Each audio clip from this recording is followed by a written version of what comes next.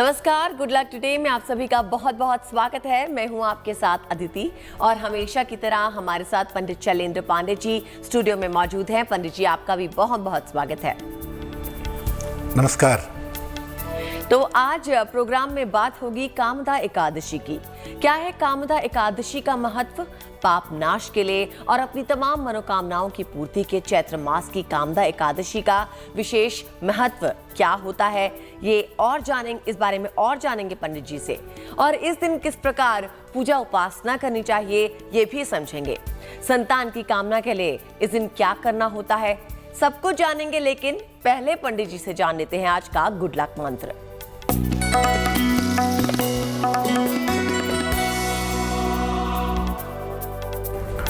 अगर आप अपने संतान की उन्नति चाहते हैं, आप चाहते हैं कि आपकी संतान जीवन में तरक्की करे, उसके जीवन की जो मुश्किलें हैं वो दूर हो जाएं, तो एकादशी के दिन पीपल के वृक्ष में जल अर्पित करें।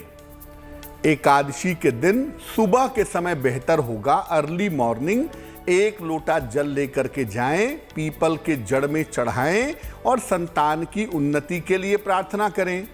साथ ही साथ एकादशी पर एक पीपल का पौधा भी सार्वजनिक स्थान पर लगवा दें। अगर संतान संबंधी कोई दिक्कत है, संतान संबंधी कोई बाधा है, तो मात्र एक इस अचूक प्रयोग से वो बाधा दूर हो जाएगी। पंडित जी, और अब हमें बताइए 12 अप्रैल 2022 का मंगलवार का पंचांग।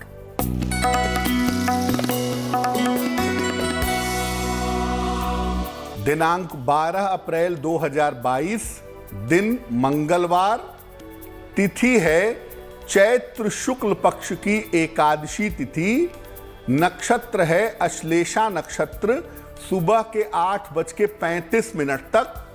चंद्रमा कर्क राशि में संचरण कर रहे हैं सुबह 8:35 तक, इसके बाद सिंह में जाएंगे।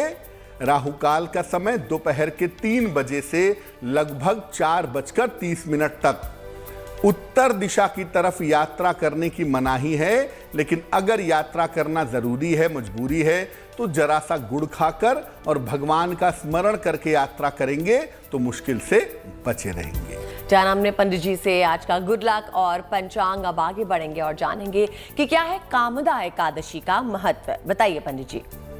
देखिए, हिंदू धर्म शास्त्रों में आपके शरीर को अच्छा बनाने के लिए, आपके मन को संतुलित करने के लिए, मन को बैलेंस करने के लिए व्रत और उपवास के नियम बनाए गए हैं। ऐसा नहीं है कि अपने मन से कह दिया गया है, इसके पीछे का पूरा एक विज्ञान है, पूरा एक नियम है। तमाम व्रत हम रखते हैं, नवरात्रि के रखते हैं, शिवरात्रि के रखते हैं, प्रदोष के रखते हैं। उन व्रत और उपवासों में सर्वाधिक महत्व एकादशी का होता है और एकादशी महीने में 2 बार पड़ती है। एक शुक्ल पक्ष की एकादशी और एक होती है कृष्ण पक्ष की एकादशी। एकादशी व्रत के जो प्रमुख देवता होते हैं, जिनकी पूजा एकादशी के दिन की जाती है, वो या तो भगवान विष्णु होते हैं, भगवान कृष्ण होते हैं, या उनके अवतार होते हैं जिनकी पूजा एकादशी के दिन की जाती है। चैत्र मास में एकादशी उपवास का विशेष महत्व है। चैत्र का महीना चल रहा है और इस समय की एकादशी का ज़्यादा महत्व है। इससे मन और शरीर दोनों संतुलित रहते हैं। खास तौर से इस समय एकादशी का व्रत रखने से जो बड़ी बीमारियां हैं, जो गंभीर बीमारियां हैं, उन बीमारियों से व्यक्ति की रक्षा होती है। पाप नाश के लिए और अपनी तमाम मनोकामनाओं की पूर्ति के लिए चैत्र मास की कामदा एकादशी का विशेष महत्व है। कामदा का मतलब होता है कामना देने वाली, कामना पूर्ण करने वाली। तो आपकी जो भी रीजनेबल, जो भी सही मनोकामनाएं हैं, अगर आप उसको पूरा करना चाहते हैं तो कामदा एकादशी का पर्व आपको मनाना चाहिए। इस बार कामदा एकादशी का जो संयोग है वो 12 अप्रैल को बन रहा है। 12 अप्रैल को आप कामदा एकादशी का पालन कर सकते हैं। जी पंडित जी, अब हमें बता दीजिए मंगलवार के दिन मेष, वृषभ और मिथुन राशि वालों के लिए भाग्यफल कैसा रहेगा? मेष राशि, धन लाभ के आपके अच्छे योग बने हुए हैं। इस समय धन की प्राप्ति होगी। आपकी तमाम मानसिक चिंताएं इस समय समाप्त होंगी। वाहन इस समय सावधानी से चलाइएगा। और अगर आप चाहते हैं कि आपका दिन बेहतर हो, मुश्किलें कम हो, तो भगवान सूर्य को 1 लोटा जल अर्पित कर दीजिएगा। शुभ रंग जिसका प्रयोग करेंगे वो रंग होगा सफेद। और भाग्य का मीटर आपको नंबर दे रहा है 65%, यानी जितनी मेहनत करेंगे उतना फायदा होगा।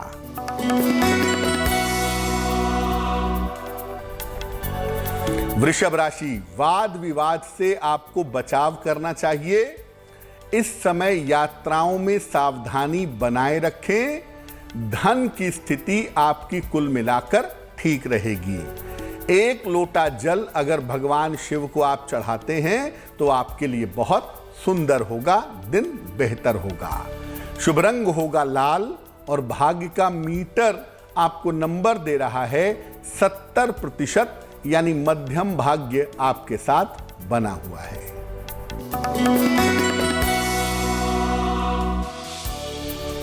मिथुन राशि, करियर में सुधार होता दिख रहा है। मान सम्मान की प्राप्ति होगी आपको। किसी छोटी यात्रा पर आप जा सकते हैं। इस समय भगवान गणेश की अगर आप उपासना करें तो आपके लिए बहुत शुभ होगा, दिन बहुत अच्छा रहेगा। शुभ रंग होगा पीला। और भाग्य का मीटर आपको नंबर दे रहा है 75%, यानी उत्तम भाग्य आपके साथ बना हुआ है। तो जाना हमने पंडित जी से मेष, वृषभ और मिथुन राशि वालों का भाग्यफल। अब पंडित जी से जानते हैं कामदा एकादशी के दिन पूजा उपासना किस तरह से करनी चाहिए। बिल्कुल, देखिए कामदा एकादशी आप कैसे पूजा उपासना करेंगे। प्रातः उठ करके सबसे पहले आप स्नान करिए। और स्नान करने के बाद पहले आप सूर्य भगवान को जल दीजिए, सूर्य भगवान को अर्घ दीजिए। इसके बाद भगवान कृष्ण की आराधना आपको करनी चाहिए। कैसे आराधना करेंगे? उनको पीले फूल, पंचामृत और 2 पत्ते तुलसी के तुलसी दल अर्पित करेंगे। साथ ही साथ उनको फल भी अर्पित कर सकते हैं। इसके बाद भगवान कृष्ण का ध्यान करिए और उनके मंत्रों का जप करिए। अगर आप उपवास रखना चाहते हैं एकादशी पर, तो इस दिन या तो पूरी तरह से लिक्विड लीजिए, पूरी तरह से जलीय आहार लीजिए, या केवल फल खाइए और उसके बाद उपवास रख के आप पूजा करेंगे तो आपको इसके श्रेष्ठ परिणाम, आपको इसके अच्छे परिणाम प्राप्त होंगे। अगर आप मान लिया केवल एक समय का उपवास रखते हैं कि मैं दिन में नहीं खाऊंगा, शाम को खाऊंगा, या मैं दिन में खा लूंगा, शाम को नहीं खाऊंगा, केवल एक वेला का उपवास रखते हैं, तो दूसरी वेला में, दूसरे समय में जब आप भोजन करेंगे तो वो वैष्णव भोजन होगा, उसमें प्याज लहसुन का इस्तेमाल नहीं होगा। एकादशी के अगले दिन सुबह एक समय का भोजन या एक समय का अनाज किसी गरीब व्यक्ति को, किसी निर्धन व्यक्ति को दान करें। इस दिन अपने मन को ईश्वर में लगाएं, क्रोध न करें, झूठ न बोलें। देखिए, एकादशी का मतलब ये नहीं है कि केवल आहार ग्रहण नहीं करेंगे। और आहार जो है वो केवल मुंह से ग्रहण नहीं होता है। जो आप सुनते हैं वो कानों का आहार है, जो आप देखते हैं वो आपकी आंखों का आहार है। तो हर तरह का आहार शुद्ध हो, सात्विक हो, इसका ध्यान रखिएगा और पवित्रता के साथ दिन में साधना उपासना करिएगा तो आपके लिए बहुत शुभ रहेगा। यहाँ पर ये कहना चाहूंगी कि अगर आप उपवास रखते हैं तो उपवास का मतलब भी प्रार्थना ही होता है एक तरह का। तो आप अपनी प्रार्थना को, अपने उपवास को सात्विक रखिए, अपने ख्यालों को सात्विक रखिए। अब पंडित जी से जानेंगे कि कर्क, सिंह और कन्या राशि वालों के लिए मंगलवार का दिन कैसा रहेगा। कर्क राशि, पारिवारिक जीवन आपका बेहतर होता जाएगा। परिवार में जो तनाव की स्थितियां थीं वो काफ़ी हद तक कम होंगी। अचानक आपको पैसे का फायदा इस समय हो सकता है और अगर आप कोशिश करें तो इस समय रुका हुआ काम भी आपका बन जाएगा। 1 लोटा जल भगवान शिव को आप समर्पित करिएगा, आपका दिन बेहतर होगा, आपकी मुश्किलें कम होंगी। शुभ रंग जिसका प्रयोग करेंगे वो होगा आसमानी और भाग्य का मीटर आपको नंबर दे रहा है 75%, यानी उत्तम भाग्य आपके साथ बना हुआ है।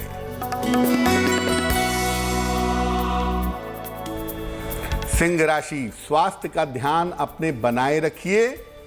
धन लाभ के योग आपके लिए बन रहे हैं। कोई शुभ सूचना इस समय आपको मिल सकती है, प्राप्त हो सकती है। 1 लोटा जल भगवान सूर्य को समर्पित करें, आपका दिन बेहतर होगा, दिन की मुश्किलें कम होंगी। शुभ रंग जिसका प्रयोग करेंगे वो होगा क्रीम और भाग्य का मीटर आपको नंबर दे रहा है 70%, यानी मध्यम भाग्य आपके साथ बना रहेगा।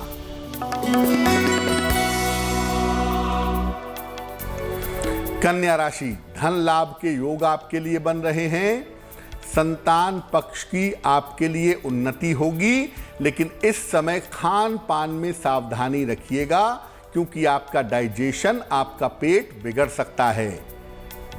भगवान गणेश को आप अगर उपासना करें, उनको दूर्वा चढ़ाएं तो आपके लिए बहुत अच्छा होगा। शुभ रंग होगा धानी और भाग्य का मीटर आपको नंबर दे रहा है 65%, यानी जितनी मेहनत करेंगे उतना आपको लाभ होगा। और आपको बता दें कि अगर कोई समस्या है तो आप हमें मेल कर सकते हैं। फिलहाल पंडित जी से जानेंगे कि वो किसका सवाल लेने जा रहे हैं अभी।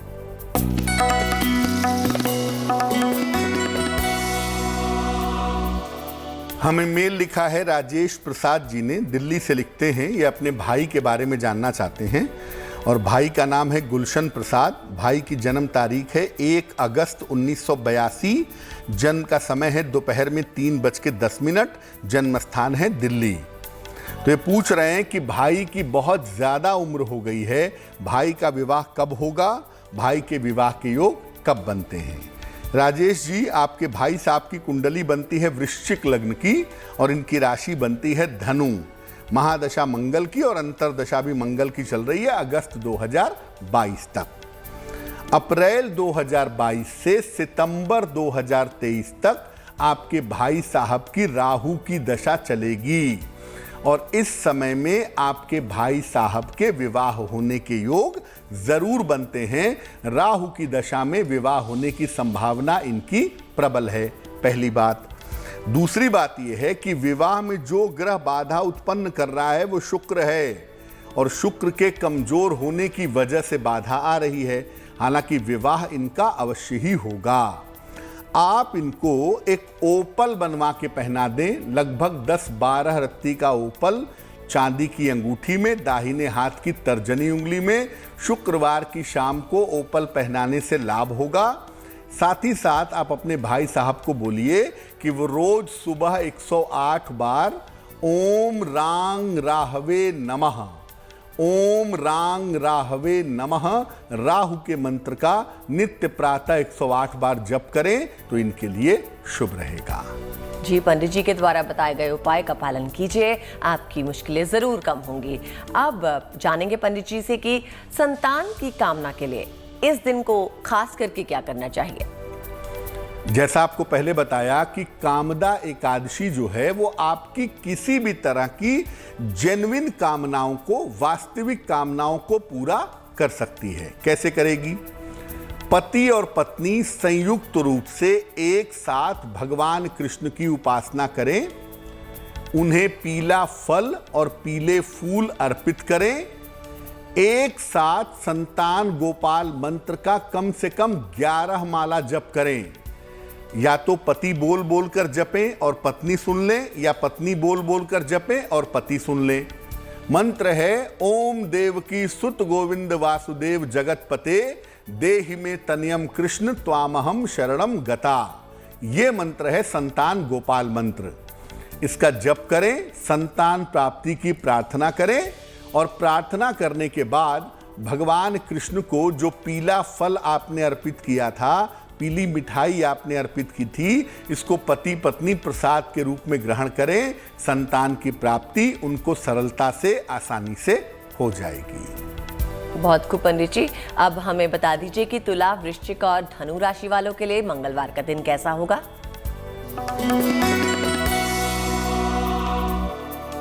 तुला राशि, संतान पक्ष से जुड़ी हुई जो भी चिंताएं थीं, जो भी समस्याएं थीं, वो समस्याएं दूर होंगी। मान सम्मान आपका बढ़ता हुआ दिख रहा है। धन की स्थिति आपकी कुल मिलाकर अच्छी रहेगी। शुभ रंग जिसका प्रयोग करेंगे वो होगा नीला और भाग्य का मीटर आपको नंबर दे रहा है 75%, यानी उत्तम भाग्य आपके साथ बना हुआ है। वृश्चिक राशि, करियर की तमाम मुश्किलें अब आपकी हल होंगी। करियर के मामलों में आपके सुधार होगा। रुका हुआ धन इस समय आपको प्राप्त होगा, लेकिन साथ ही साथ आपकी जिम्मेदारियां, आपकी व्यस्तताएं भी बढ़ेंगी। किसी निर्धन व्यक्ति को अगर आप धन का दान करें तो आपके लिए बहुत शुभ रहेगा। शुभ रंग होगा सुनहरा और भाग्य का मीटर आपको नंबर दे रहा है 80%, यानी उत्तम भाग्य, बहुत अच्छा भाग्य आपके साथ बना हुआ है।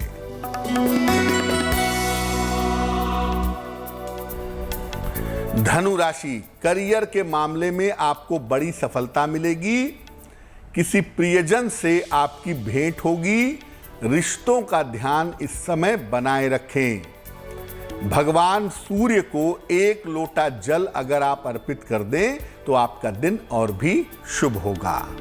शुभ रंग होगा हरा और भाग्य का मीटर आपको नंबर दे रहा है 75%, यानी उत्तम भाग्य आपके साथ बना हुआ है।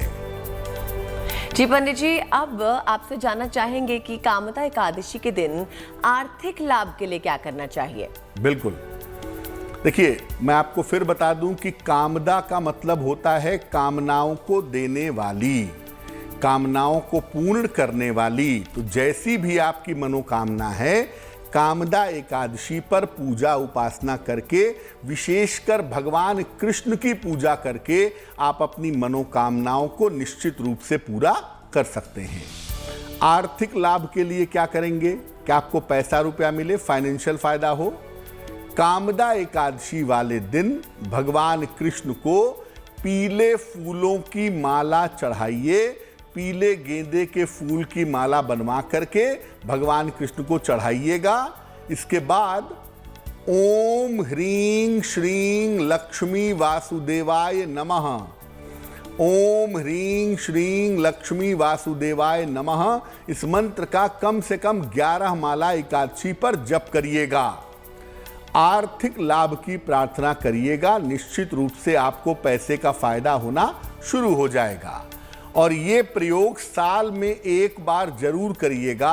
हर साल में एक बार चैत्र महीने में, चैत्र शुक्ल पक्ष में एक बार कामदा एकादशी आती है, उस पर ये प्रयोग आप करते रहिएगा। सामान्य स्थितियों में सामान्यतः आपको धन की समस्या परेशान नहीं करेगी। इसमें जो सबसे आसान बात याद रखने वाली वो ये है कि आप पीले फूलों की माला जो है श्री कृष्ण को जरूर चढ़ाएं।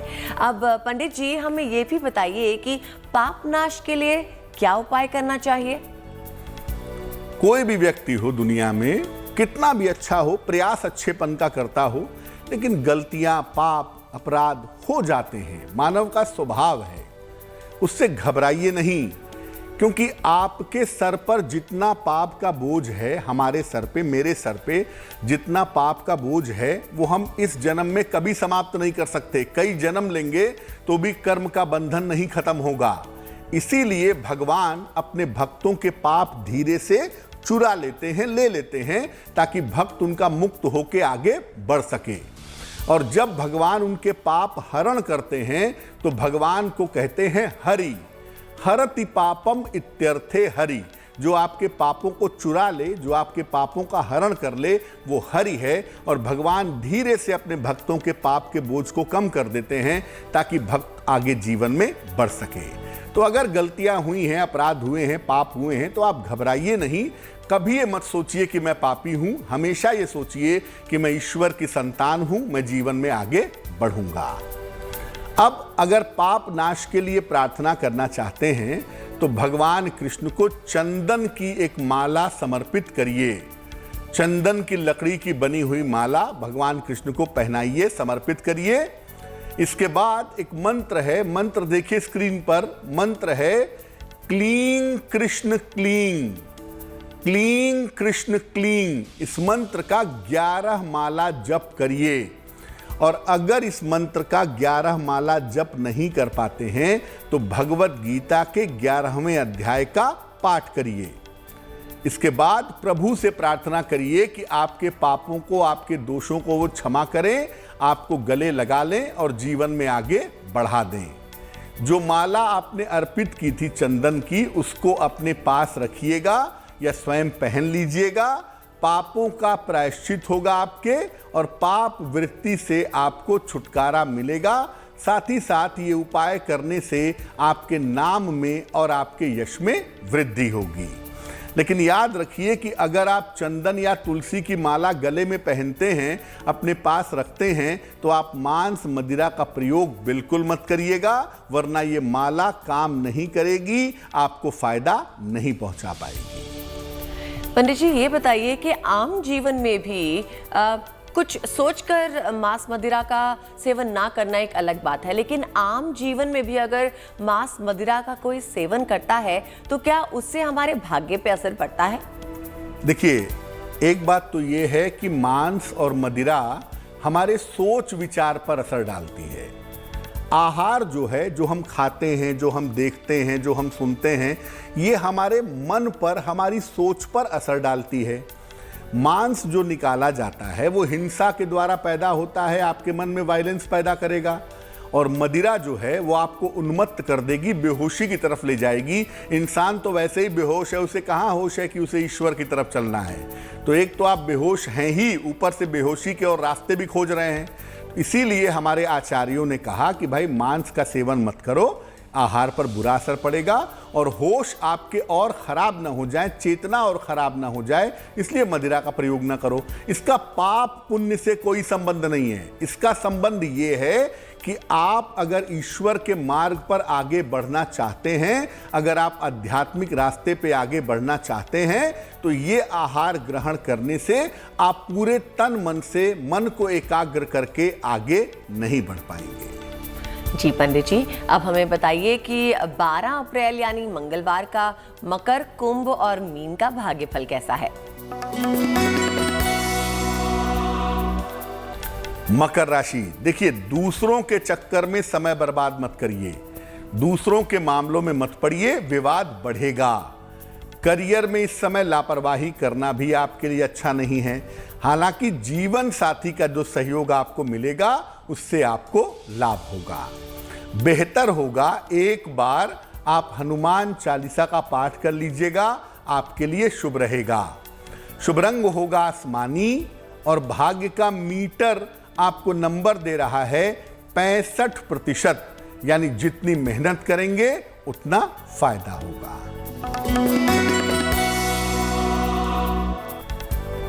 कुंभ राशि, मान सम्मान आपको मिलता हुआ दिखाई दे रहा है। दौड़ भाग आपकी बढ़ी रहेगी, धन का खर्च भी आपका बढ़ा रहेगा।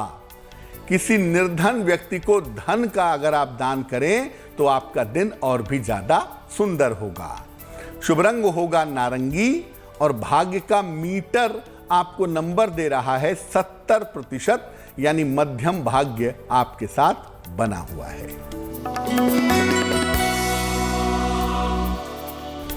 मीन राशि, काम का बोझ आपका इस समय बढ़ता हुआ दिखाई दे रहा है।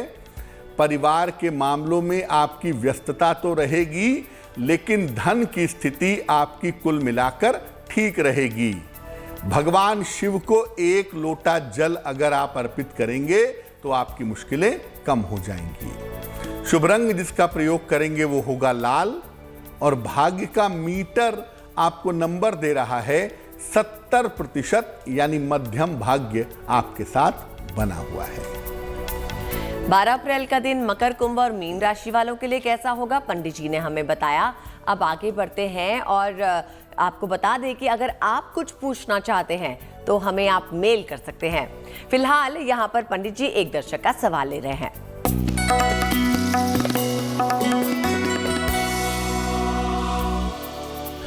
स्नेहा विश्वास ने हमें सवाल लिखा है, पश्चिम बंगाल से लिखती हैं ये। जन्म तारीख है 22 जून 2007, जन्म का समय है 1:40 दोपहर में, जन्म स्थान है दुर्गापुर, पश्चिम बंगाल। ये लिख रही हैं कि ये 10वीं कक्षा की विद्यार्थी हैं, परीक्षा को लेके मन में चिंता बनी रहती है, क्या उपाय करें क्योंकि एग्जामिनेशन का फोबिया, परीक्षा का स्ट्रेस दिमाग पर हावी हो जाता है। स्नेहा, कुंडली आपकी तुला लग्न की है और आपकी जो राशि बनती है वो बनती है कन्या राशि। चंद्रमा आपकी कुंडली में बहुत अनुकूल नहीं है और आपकी दशा भी अभी बृहस्पति की चल रही है जून 2022 तक। तो जून 2022 तक आपका समय अच्छा नहीं है। जून 2022 के बाद इसके परिणाम आपके लिए बेहतर होने शुरू हो जाएंगे। दूसरा ये है कि एग्जामिनेशन के फोबिया से आप बाहर निकल आएंगी, ये बहुत दिन नहीं चलेगा। जून के बाद इसके परिवर्तन होने के चांसेस दिखाई दे रहे हैं। फिलहाल आप 2 काम करिए, एक पन्ना बनवा के पहन लीजिए, लगभग 6 से 8 रत्ती का पन्ना चांदी की अंगूठी में, दाहिने हाथ की सबसे छोटी उंगली में, बुधवार की शाम को, और रोज सुबह सादा जल, प्लेन वाटर सूर्य भगवान को समर्पित करिए। ऐसा करने से आपकी मुश्किलें हल हो जाएंगी। बता दें आपको कि अगर आपका भी कोई सवाल है तो आप हमें मेल कर सकते हैं। हमारा मेल आईडी जो है हमारी स्क्रीन पे ही फ्लैश हो रहा है। अब जिनका जन्मदिन ही 12 अप्रैल को है, पंडित जी से जानते हैं कि उनके आने वाला साल कैसा रहेगा।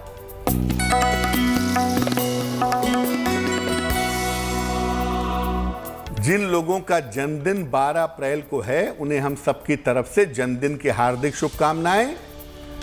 आने वाले वर्ष में आपकी आर्थिक स्थिति में सुधार होगा, करियर में और स्थान में आपके परिवर्तन हो सकता है। अगर आप अविवाहित हैं तो इस समय आपकी शादी भी हो सकती है। इस साल स्वास्थ्य का ध्यान रखिएगा, खासतौर से चोट चपेट का, दुर्घटनाओं से बचिएगा। क्या करेंगे, पूरे साल भर भगवान शिव की अगर आप उपासना करें, नमः शिवाय का जप अगर आप सुबह शाम करें तो आपके लिए बहुत अच्छा रहेगा। और अब वक्त हो गया आज की जिज्ञासा का। तो पंडित जी हमें बताइए कि अगर किसी देवी और देवता की मूर्ति टूट जाती है तो हम उसकी पूजा नहीं कर सकते हैं, लेकिन ऐसे कौन सी देवी या देवता है जिनकी मूर्ति अगर टूट भी जाए तो पूजा की जा सकेगी? बिल्कुल, कौन से ऐसे देवी या देवता हैं जिनकी मूर्ति खंडित हो जाने के बाद भी उसकी पूजा हो सकती है? जैसा अदिति ने कहा कि सामान्यतः अगर देवी देवता की मूर्ति टूट गई, जरा सी भी टूट गई, किनारे से टूट गई, हाथ की उंगली टूट गई या मूर्ति के ऊपर कोई निशान आ गया, तो सामान्यतः आप उसकी पूजा नहीं करते हैं। लेकिन शिवलिंग एक ऐसा स्वरूप है जो अगर खंडित हो जाए तो भी उसकी पूजा की जा सकती है। कारण उसका ये है कि शिवलिंग को हम साकार नहीं मानते, शिवलिंग को हम निराकार शिव मानते हैं, इसलिए निराकार कभी खंडित नहीं होता, निराकार कभी विभाजित नहीं होता। इसलिए शिवलिंग अगर खंडित भी हो जाए तो शिवलिंग की पूजा आप आसानी से कर सकते हैं। जी पंडित जी, और हमें ये भी बता दीजिए कि 12 अप्रैल मंगलवार का शुभ पहर कौन सा है? दिनांक 12 अप्रैल 2022 दिन मंगलवार, शुभ पहर का समय है शाम को 7:30 से रात के 9 बजे तक। और इस समय में हनुमान चालीसा का 3 बार आपको पाठ करना चाहिए इस शुभ समय में। इससे आपके कामों में जो बाधा चली आ रही है वो बाधा निश्चित रूप से दूर हो जाएगी। लेकिन करेंगे शुभ पहर में ही, और वो समय होगा 12 अप्रैल मंगलवार को शाम को 7:30 से रात के 9 बजे तक का समय शुभ पहर का समय होगा। वही आपके लिए बेहतर रहेगा। तो याद रखिए, अगर आपको कोई बाधा महसूस हो रही है किसी कार्य में, तो इस वक्त के बीच में हनुमान चालीसा का पाठ कीजिए, वो भी 3 बार। अब पंडित जी एक सवाल और ले लेते हैं। बताइए आप किसका सवाल ले रहे हैं?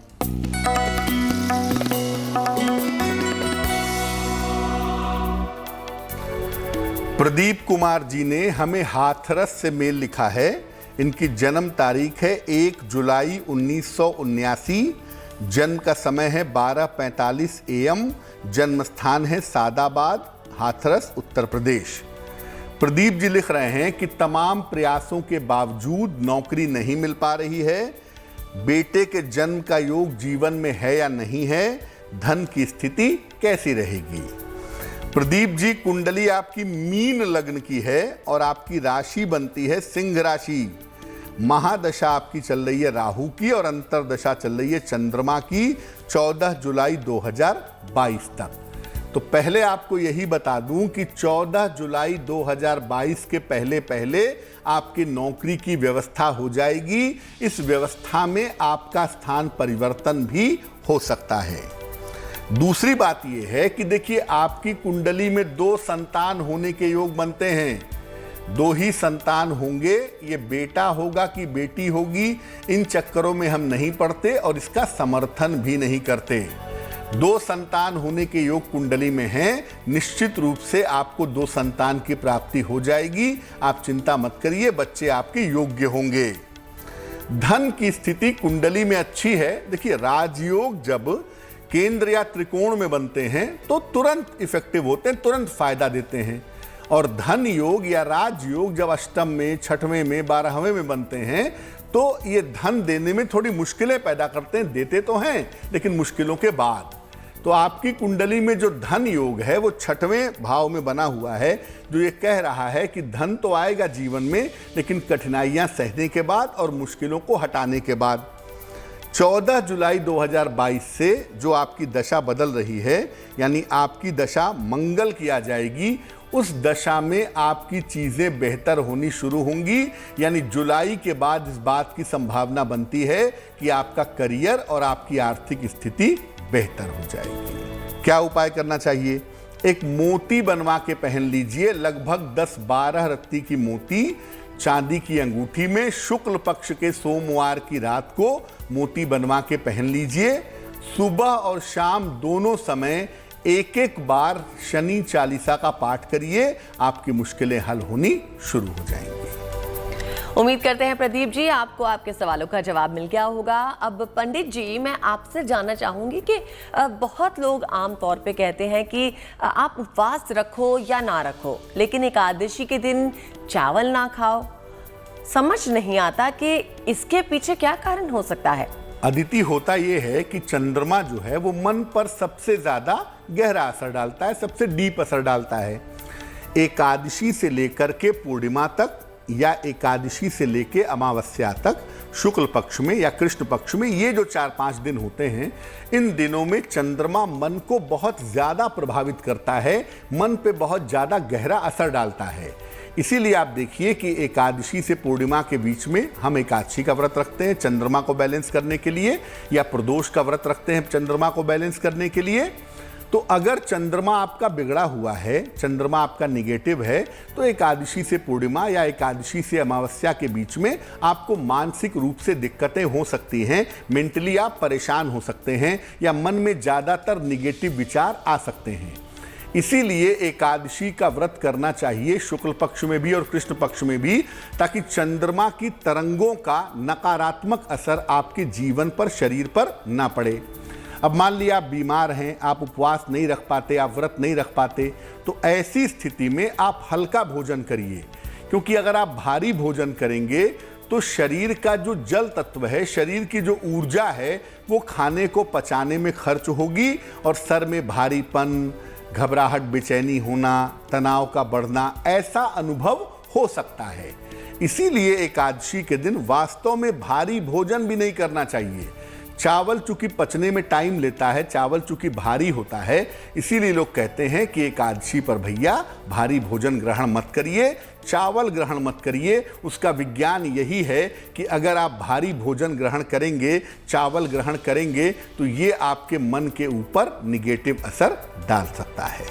क्या पंडित जी आम तौर पे भी भारी भोजन इसीलिए नहीं करना चाहिए क्योंकि ऊर्जा उसमें ज्यादा खर्च होती है?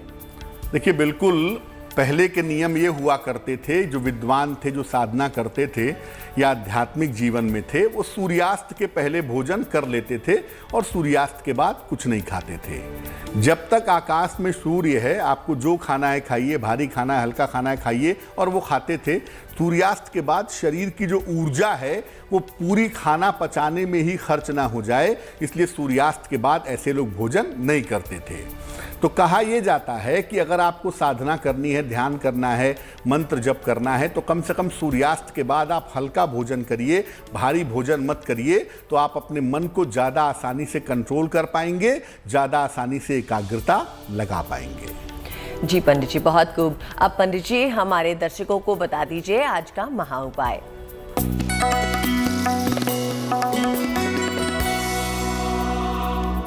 आज का महा उपाय ये है कि एकादशी के दिन कौन सा काम ऐसा करना चाहिए जिससे पूर्वजों की आत्मा को, पितरों की आत्मा को शांति मिलती है। देखिए, एकादशी की शाम को या रात को भगवान कृष्ण के सामने बैठिए, उनको पीले फूल और चंदन अर्पित करिए। इसके बाद गीता के 11वें अध्याय का पाठ करिए। हिंदी में चाहिए हिंदी में करिए, संस्कृत में चाहिए संस्कृत में करिए, और पितरों की आत्मा की शांति के लिए प्रार्थना करिए। अगर आप ऐसा हर एकादशी की शाम को करते हैं तो पितरों की आत्मा को शांति मिलेगी और उनका आशीर्वाद आपको प्राप्त होगा। लेकिन ये प्रयोग आपको करना है भगवान कृष्ण का स्मरण करके, क्योंकि गीता का पाठ करने के साथ साथ भगवान कृष्ण का स्मरण करेंगे तो आपके पूर्वजों की आत्मा को शांति अवश्य मिलेगी। तो जाना हमने पंडित जी से आज का महा उपाय, और इसी के साथ मुझे यानी अतिथि को दीजिए इजाजत। और पंडित जी आपका भी हमारे साथ जुड़ने के लिए बहुत बहुत शुक्रिया। धन्यवाद। देश और दुनिया की बाकी खबरों के लिए आप देखते रहे GNT यानी गुड न्यूज टुडे।